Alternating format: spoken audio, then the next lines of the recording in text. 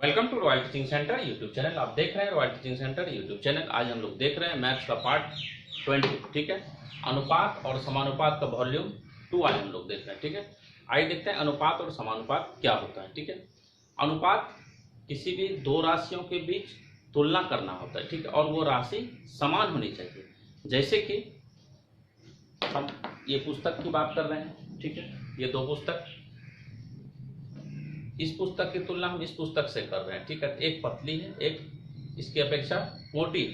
तो ये तुलनात्मक अध्ययन ही अनुपात कहलाता है। ठीक है, और अनुपात के लिए दो राशि समान होना आवश्यक है। ठीक है, और समानुपात के लिए 4 राशि होनी चाहिए। ठीक है, तो आइए अब देखते हैं समानुपात क्या होता है। और अनुपात के संबंध में हम इससे पहले जो है कि पिछले वीडियो में हम बता चुके हैं, आप उसको जरूर देखें।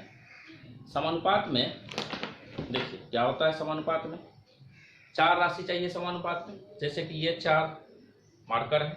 ठीक है, अब इसमें से समानुपात में क्या होता है, 4 है। ठीक है, प्रथम द्वितीय तृतीय चतुर्थ, चतुर्थ यानी कि 4 पद होता है। ठीक है, तो इसमें से क्या होता है कि पहला और अंतिम पद का गुणनफल जितना आएगा उतना ही मध्य में दूसरा और तीसरा को मध्य पद कहा जाता है। तो दोनों का गुणनफल बराबर होता है, बाह्य पद का गुणनफल और मध्य पद का गुणनफल। तो इस दोनों का गुणनफल, ठीक है, और इस दोनों का गुणनफल, ये दोनों क्या था, मध्य था, और ये दोनों क्या है, अंतिम पद है। तो दोनों को अगर गुना करेंगे तो दोनों का गुणनफल बराबर होगा, तभी यह समानुपात कहा जाएगा। ठीक है, तो आइए देखते हैं समानुपात के बारे में।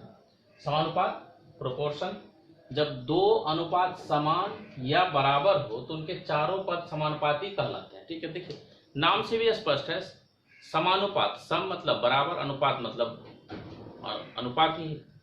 जब बराबर अनुपात हो तो उसे कहते हैं समानुपात। ठीक है, तो जैसे देखिए प्रथम अनुपात में है 6:18, द्वितीय अनुपात में है 8:24। अगर इसको कटाए हैं तो 1/3 आया है। इसमें भी कितना है, 1/3।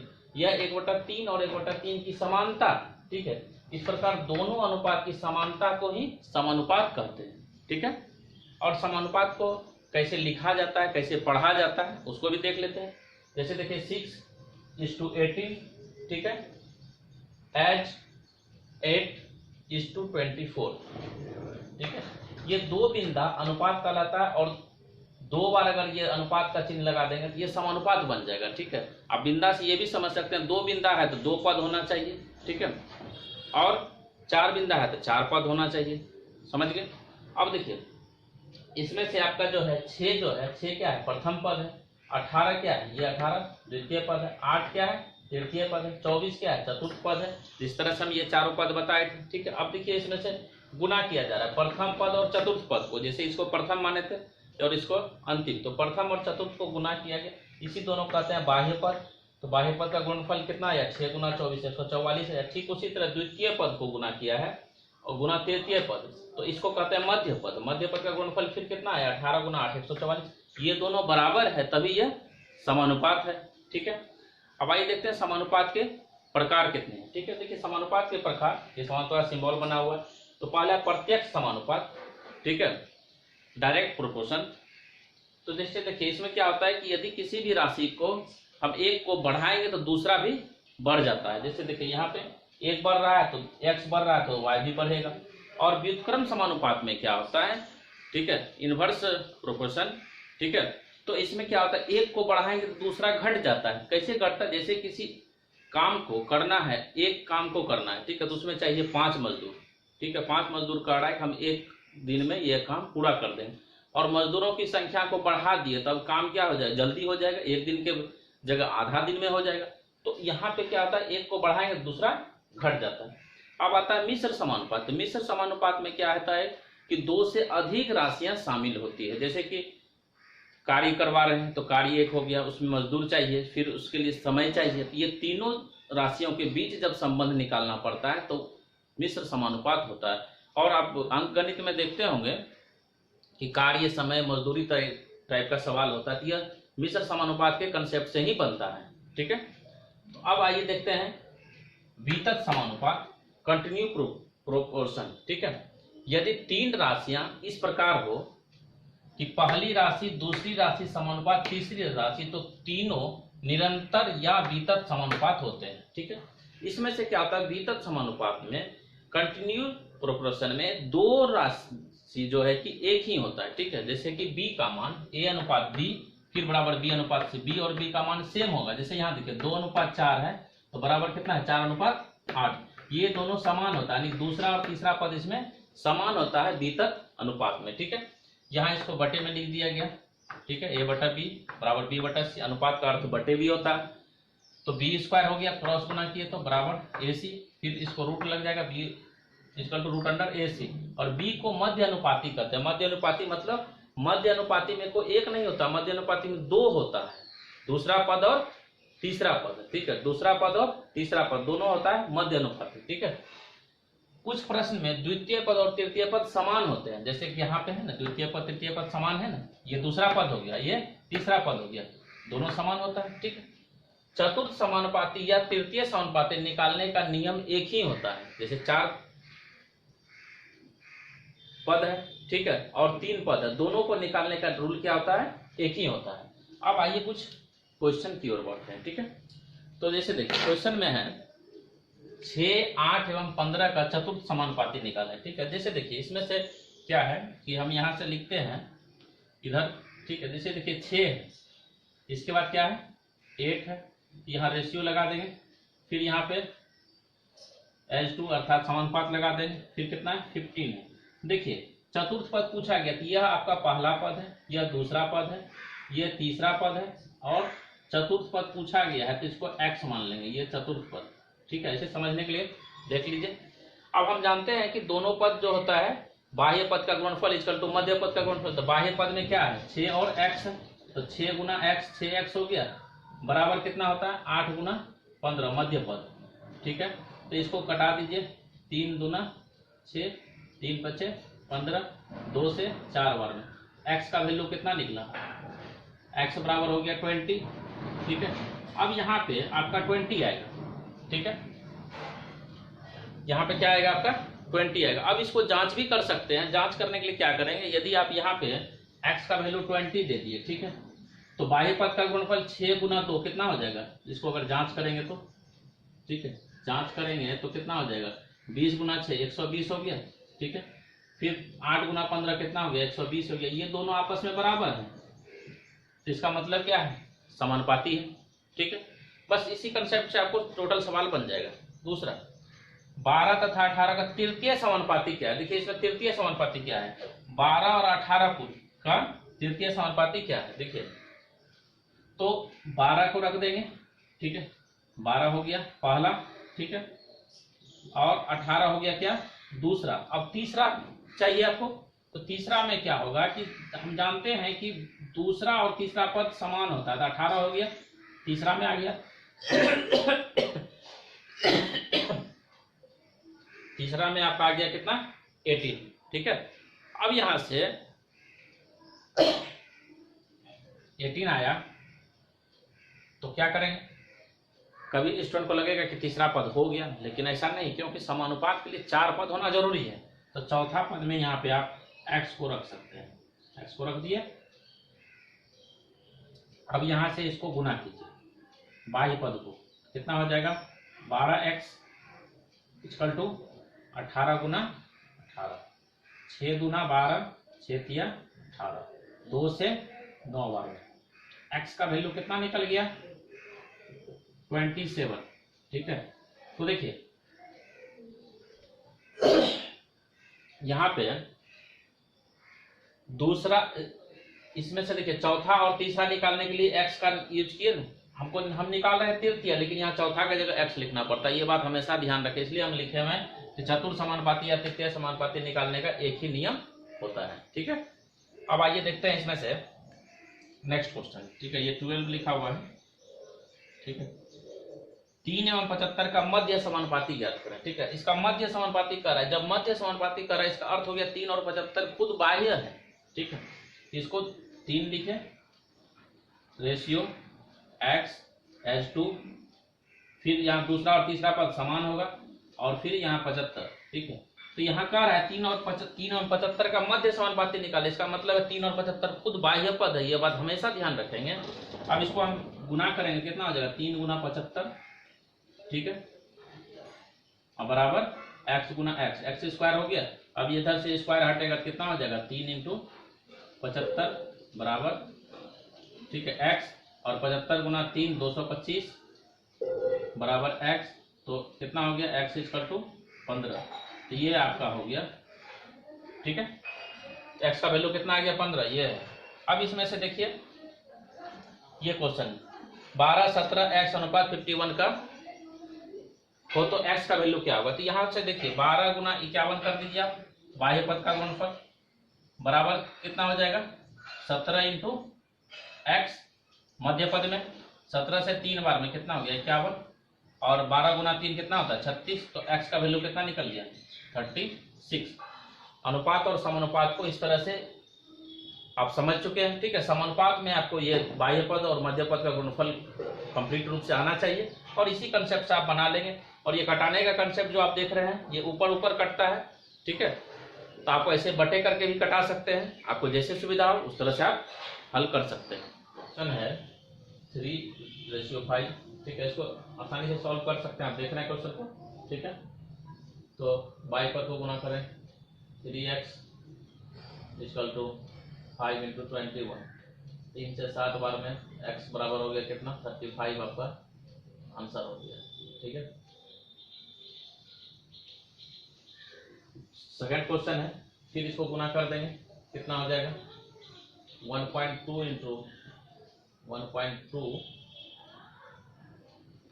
इंटू कितना 14 इक्वल टू कितना 3.5 इंटू एक्स। देखिए यहाँ से पॉइंट हटाएंगे 10 आया, फिर यहाँ से पॉइंट हटाएंगे 10 आया, तो बराबर में नीचे नीचे भी कटता है, 10 10 का कैंसिल हो गया, ठीक है। 7 से 5 बार में, 7 से 2 बार में, ठीक है। अब ये हो गया कितना 12 दूना 24, ठीक है, 24 को फिर 5 से आप भाग दे देंगे, कितना हो जाएगा 24, x का वैल्यू हो जाएगा 24 बटा 5, तो 5 चौके 20, 5 अच्छा 40, 4.8 इसका आंसर हो जाएगा, ठीक है। फिर यहाँ भी आप उसी तरह से सॉल्व कर सकते हैं, लगभग खुद से भी सॉल्व कर लेंगे तो ज़्यादा अच्छा रहेगा, ठीक है। दशमलव पहले हम बता ही दिए कि दशमलव किस तरह सॉल्व करते हैं, बहुत ही आसान क्वेश्चन है, आप इसको इजी वे में सॉल्व कर सकते हैं, ठीक है, प्रैक्टिस कर लेंगे आप। देखिए 15 में 20 का तृतीय समानुपाती ज्ञात करें, ये भी आप सॉल्व कर सकते हैं। 15 है, ठीक है, 20 है, फिर 20 इधर आएगा और x। तृतीय समानुपाती यदि कह रहा है निकालने के लिए तो आप समझिए कि हमको चतुर्थ समानुपाती निकालना, तभी आप तृतीय निकाल सकते हैं, ठीक है। तो यहाँ कितना हो जाएगा 15x इक्वल टू 20 इंटू 20, 5 या 15, 5 चौके 20, ठीक है। अब जो है कि 3x इक्वल टू 80 हो गया। अब आप इसको भाग दे देंगे, जो भी आएगा आंसर आपका आ जाएगा, ठीक है, 3 से। अब यहाँ देखिए ये बीच का मध्य समानुपाती निकालने, तो मध्य समानुपाती यदि कहता निकालने तो आप डायरेक्ट जो दी गई संख्या उस पर आप रूट लगा दीजिए, इस तरह से भी आपका बन जाएगा, ठीक है, क्योंकि मध्य समानुपाती करा इसका मतलब ये बाहर है, तो ठीक है। तो इसको अगर लिखेंगे कितना हो जाएगा 0.02, ठीक है, x समानुपात x 0.32, ये तो x स्क्वायर हो जाएगा, ठीक है, x square equal to 0.32 into 0.02, ठीक है। x का यहाँ से रूट हो जाएगा, कितना हो जाएगा 0.32 इंटू 0.02, कितना हो जाएगा 64 हो जाएगा, ठीक है। तो 64 तो आएगा 32 दूना 64, लेकिन दशमलव कितना अंक के बाद हो जाएगा 2 2 4 अंक के बाद हो जाएगा दशमलव, ठीक है, ये आपका यहाँ से आ जाएगा। अब इसको अगर 64 को खंड करेंगे कितना हो जाएगा 8, ठीक है, लेकिन दशमलव 4 अंक के बाद होना चाहिए, एक तो इसमें से जो है कि दशमलव 4 है ना, तो अब यहाँ 2 अंक के बाद दशमलव होगा, ठीक है। तो ये हो जाएगा 8 और यहाँ हो जाएगा कितना आपका 0.8, ठीक है। तो इस तरह से आपका जो है मध्य समानुपाती ये निकल गया। अगर इसको और भी शॉर्ट करना चाहेंगे तो और भी शॉर्ट कर सकते हैं, तो फिर कितना हो जाएगा 100, फिर 4 से, ठीक है, 4 दूना 8, फिर 25 इस तरह से आप कर सकते हैं, लेकिन फिर रिजल्ट वही आएगा 0.08 आएगा, ठीक है, क्योंकि 0.08 करेंगे तो उतना आ जाएगा, ठीक है। अब नेक्स्ट क्वेश्चन देखते हैं। यदि 5 बॉल की कीमत 8 रुपया है तो 15 बॉल की कीमत क्या होगी। ये बहुत ही आसान क्वेश्चन, ठीक है। देखिए अनुपात का क्या कहना है कि तुलना करना पड़ता है, ठीक है। तो बॉल की तुलना आप बॉल से करेंगे, ठीक है, कीमत से नहीं करेंगे, ध्यान देंगे। बॉल यहाँ है तो 5 बॉल का कीमत कितना है 15, तो 5:15 हो गया, ठीक है। अब इसके बाद जो है कि समानुपात लगाइए। रुपया का तुलना किससे करेंगे, रुपया से। रुपया नहीं दिया हुआ है तो x लिख दिए। अब कितना हो जाएगा 5x = 15 × 8 कितना हो गया x = 24 आंसर हो गया, ठीक है। यानी कि 24 रुपया चाहिए उसको 8 बॉल के, ठीक है, मतलब 15 बॉल की कीमत 8, ठीक है, 24 हो जाए। अब इसको दूसरे तरीके से भी बना सकते हैं। कैसे, एक तो ये हो गया M1 में, और M2 मेथड में आप क्या करेंगे, M2 मेथड में देखें यहाँ पे 5 और 15 के बीच कितना का जो है कि डिफरेंस है 1/3 का, ठीक है। अर्थात यह इसका कितना गुना है, तिगुना है। तो जितना गुना रहेगा, ठीक है, उतना गुना ये भी रहेगा, तभी तो इक्वल हो सकता है। क्योंकि अगर अनुपात समानुपात में क्या होता है, अगर हम इसको अनुपात में लिखेंगे कितना हो जाएगा 5/15, 1/3 आया। अब इधर भी वैसी ही संख्या दिया जाएगा 8, यहाँ वैसी ही संख्या देंगे ताकि 3 आना चाहिए, तो 24 है, ठीक है। तो कितना हो गया 1/3 हो गया। तो ये 1/3 बराबर हुआ, तभी तो समानुपात होगा। तो आप यहाँ समझ सकते हैं 5 या 15 हुआ, तो यहाँ भी 8 को किससे गुना करेंगे, जो कि मतलब यहाँ 3 है तो 3 से गुना कर देंगे 24 हो जाएगा। ऐसे बिना कलम उठाए सॉल्व कर सकते हैं, ठीक है। देखिए नेक्स्ट क्वेश्चन, यदि 15 व्यक्ति किसी खेत को 28 दिनों में काट सकते हैं तो 10 व्यक्ति उसी खेत को कितने दिनों में काटेंगे। व्यक्ति का तुलना व्यक्ति से करेंगे, खेत से नहीं कर देंगे या दिन से नहीं कर देंगे, ठीक है। 15 व्यक्ति है तो क्या है 28 दिन है, इससे नहीं करना है। इधर है 10 व्यक्ति, ठीक है। तो यहाँ पे देखिए 10 व्यक्ति तो आप लिखेंगे, इसके बाद फिर यहाँ पे 28, फिर यहाँ जो है कि व्यक्ति के लिए x लिख देंगे। तो यहाँ पे थोड़ा सा जो है कि चेंज करना पड़ेगा। चेंज क्या करना पड़ेगा, देखिए जब कोई भी व्यक्ति एक काम को करता है, ठीक है, तो 15 व्यक्ति कर रहा है, ठीक है, एक काम को, तो 1/15 होता है, ठीक है, 1/15 होता है, ध्यान देंगे। अब इसका बाद जो है कि क्या होगा 1/10 होगा, तब समानुपात क्या हो जाएगा 28:x, ठीक है। इसका प्रयोग आप नहीं करेंगे, ठीक है, क्योंकि व्यक्ति और इसमें से जो है एक काम कर रहा है, तो एक काम कर रहा है 15 व्यक्ति, तो 1/15, ठीक है। और इसको अगर हम लिखेंगे तो उससे के बाद ये जो है क्या निकलेगा, दिनों की संख्या निकलता है इससे, ठीक है, क्योंकि 28 दिन है ना, तो दिन का तुलना दिने के साथ करेंगे ना।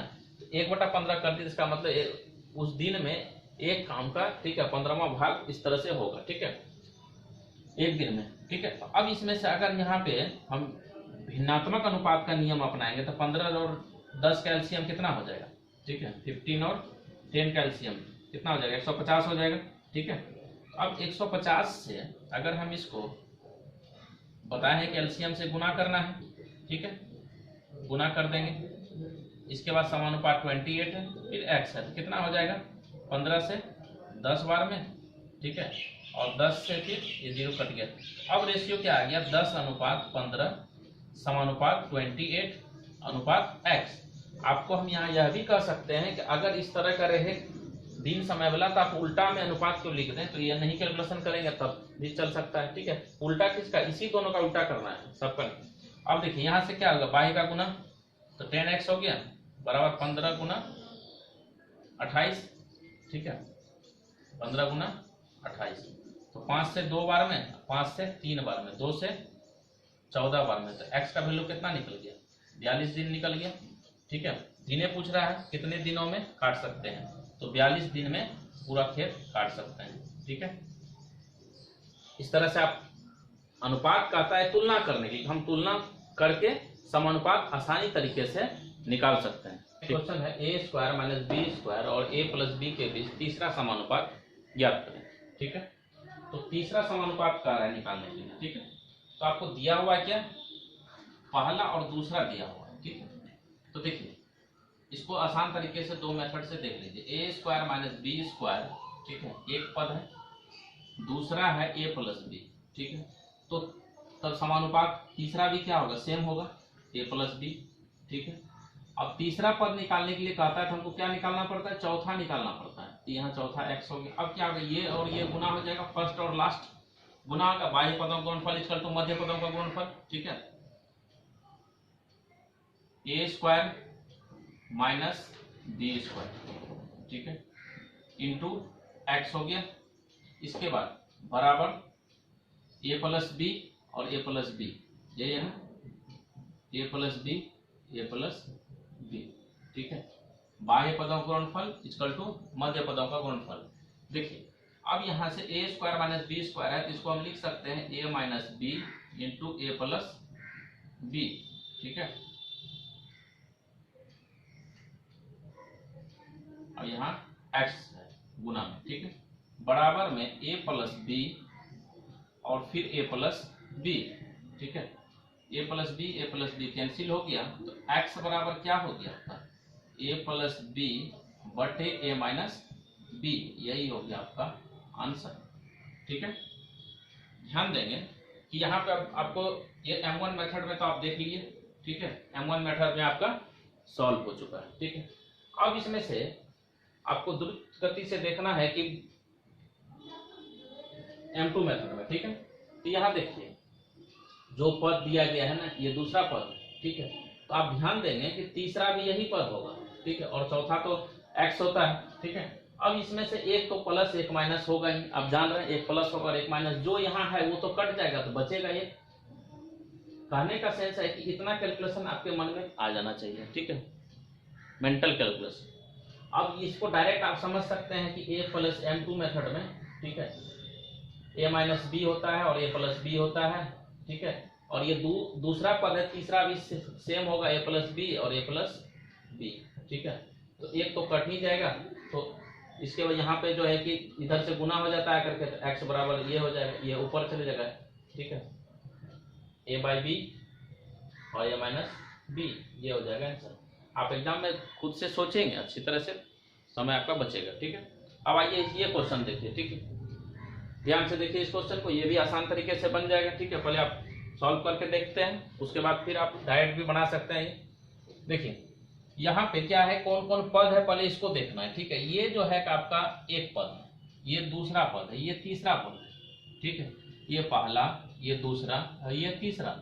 ठीक है, चौथा पद का निकाल लें, चौथा पद नहीं है तो उसको x मान लेंगे।